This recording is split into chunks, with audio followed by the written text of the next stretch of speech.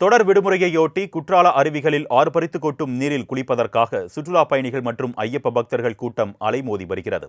இதுகுறித்த கூடுதல் விவரங்களை எமது செய்தியாளர் கணேசன் வழங்க நாம் கேட்கலாம். வணக்கம் கணேசன், சுற்றுலா பயணிகளுடைய கூட்டம் வருகை எந்த அளவுக்கு இருக்கு, விவரங்கள்?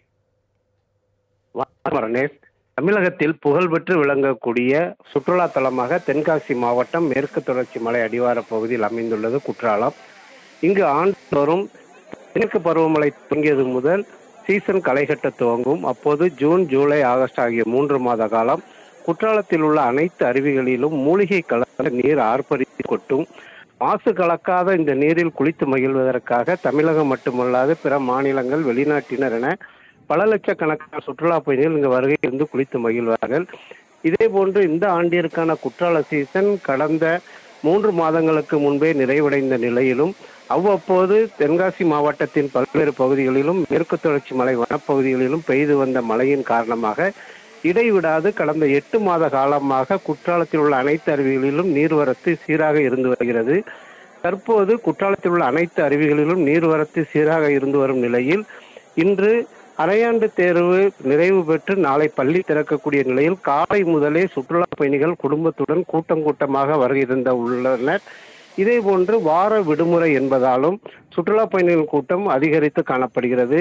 மேலும் கேரள மாநிலத்தில் உள்ள சபரிமலை ஐயப்பன் கோவிலுக்கு செல்லக்கூடிய ஐயப்ப பக்தர்களும் இன்று காலை முதலே புனித நீராடுவதற்காக குற்றாலத்தில் உள்ள மெயின் அருவி மற்றும் 5 அருவிகளுக்கு படையெடுத்த வண்ணம் உள்ளனர். இதனால் குற்றால அருவிக்கரைகள் அனைத்தும் ஐயப்ப சுவாமியின் தலைகளாக காட்சியளித்து வருகிறது.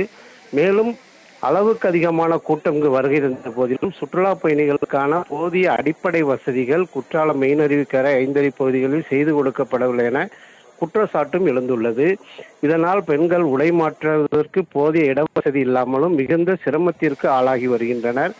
போலீஸ் பாதுகாப்பு போடப்பட்டிருந்தாலும் ஆங்காங்கே போக்குவரத்து நெருக்கடிகளும் இப்பகுதியில் ஏற்பட்டு வருகிறது.